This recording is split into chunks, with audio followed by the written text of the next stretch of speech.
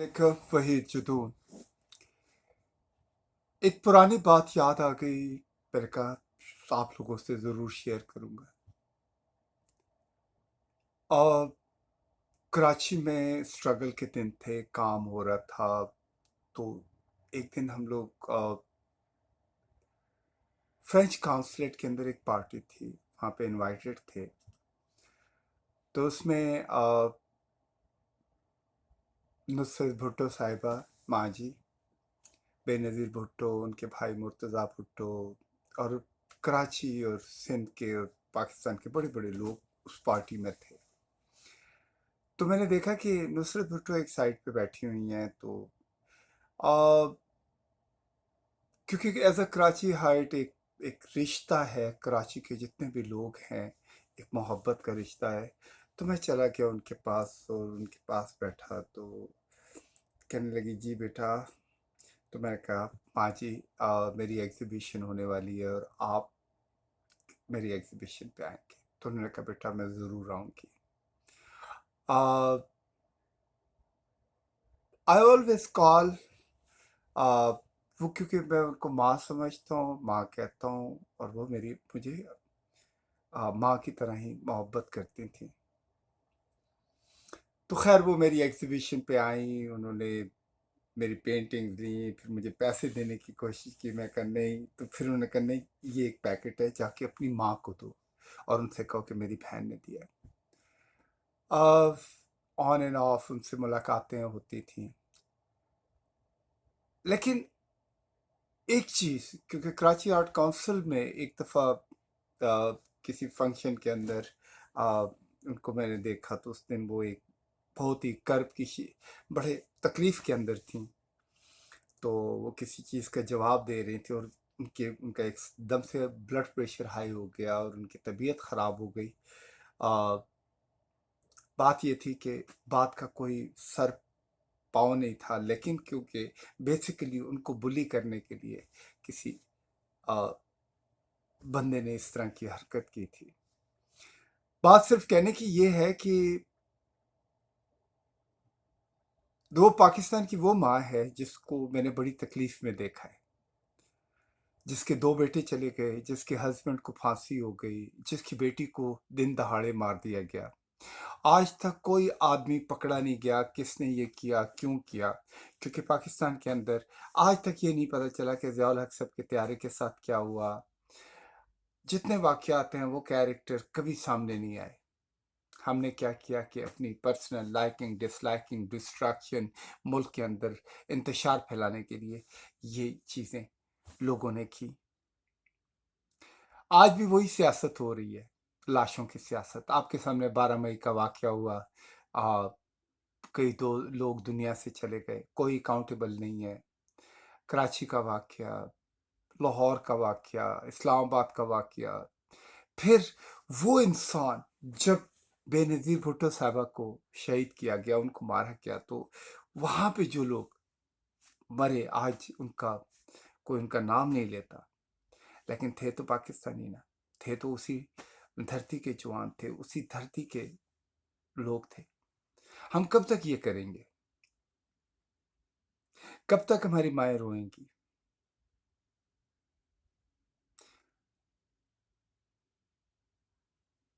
सियासत क्यों होती है? लीडरशिप क्यों होती है? इसलिए कि वो मुल्क के लोगों के लिए बेटरमेंट करे, अच्छी अच्छाइयाँ अच्छी चीज़ें करें, उनकी ज़िंदगी में कंफर्ट लेके आए। बनस्पत ये है कि पावर गेन करने के लिए आप लोगों को उड़ा देते हैं, मार देते हैं। कितने कितने प्यारे हीरे और कितने अच्छे फूल थे हमारे कराची के अंदर, कहाँ गए? मुझे जो अपनी ज़िंदगी में सबसे ज़्यादा अफसोस हुआ है, आ, वो हकीम साहब का हुआ था।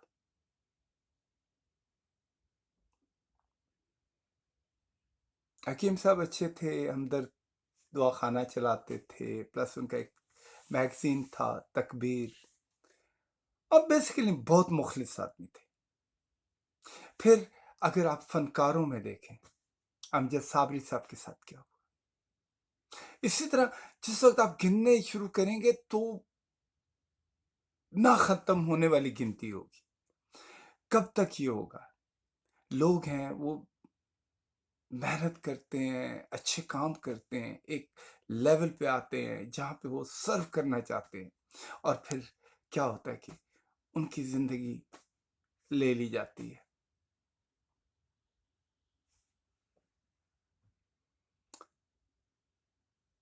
پاکستان کی ٹیریٹری میں کوئی بھی انسان رہتا ہے، چاہے وہ خیبر سے لے کر اور کراچی کے سمندر کے سائلوں تک اور مکران سے لے کر اپنا پنجاب کی بارڈر تک، وہ سب پاکستانی ہیں۔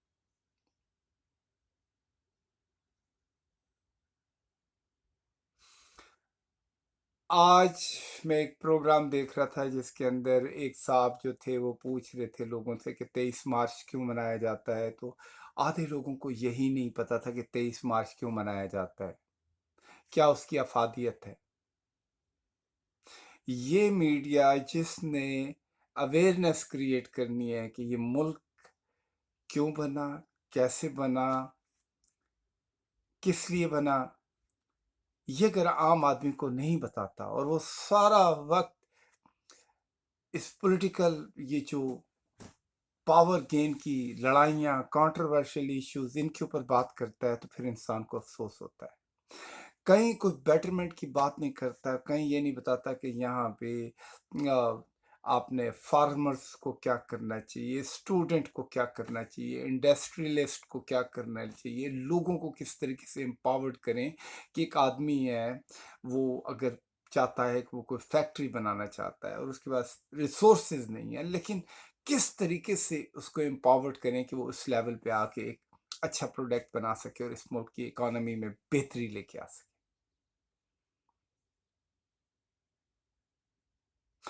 کیسے بچوں کی جو لائکنگ ہوتی ہے، ایک بچہ ہے وہ ڈاکٹر بننا چاہتا ہے، ماں باپ اس کو غلط پروفیشن میں ڈال دیتے ہیں، یا ایک بندہ ہے وہ آرٹسٹ بننا چاہتا ہے اور اس کو آپ کہتے ہیں نہیں جی آپ سائنس پڑھیں، تو کیسے ہی چلے گا؟ کیونکہ اگر وہ تو بن تو جائے گا وہ ڈاکٹر، لیکن وہ کبھی اچھا ڈاکٹر نہیں بنے گا، کیونکہ اس کی لائکنگ ڈس لائکنگ ڈفرینٹ ہے، اس کا اسٹیٹ آف مائنڈ ڈفرینٹ ہے۔ رائٹ پروفیشنز کے لیے انسانوں کو بلڈ کیا جاتا ہے، اس کو سپورٹ کیا جاتا ہے، لیکن وقت ساری چیزیں سمجھا دے گا۔ کہنے کا سمپل اور سویٹ مقصد یہ ہے، ہمیں یہ تحفہ ملا ہے، یہ ہمارے پاس ایک اپرچونٹی ہے، یہ ہمارا ملک ہے، یہ ہمارا گھر ہے۔ اگر ہم اپنے گھر کو صاف نہیں کریں گے، اپنے گھر کی عزت نہیں کریں گے، اپنے گھر کی توقیر اور عزت نہیں بڑھائیں گے، تو nobody is going to come forward and وہ ہمیں اس طریقے سے امپاورڈ نہیں کرے گا اور نہ ہی ہمیں اوپر لے کے جائے گا۔ ہم ہی لوگوں کو، ہمارے ہی گھر کے لوگوں کو، ہمیں ہی اپنی چیزوں کو کرنا پڑے گا۔